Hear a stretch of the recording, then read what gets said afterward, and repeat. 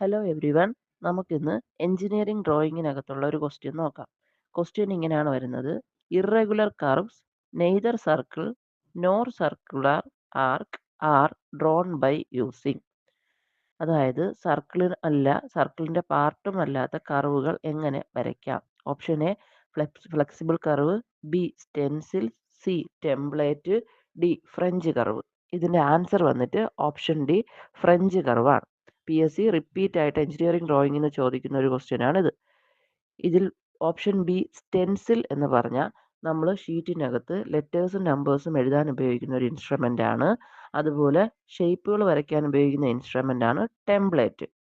Option A flexible curve എന്ന് പറഞ്ഞാൽ നമുക്ക് ഏതൊരു പോയിന്റിലും സ്മൂത്ത് കർവ് വരയ്ക്കാൻ സഹായിക്കുന്ന ഇൻസ്ട്രുമെന്റ് ആണ്.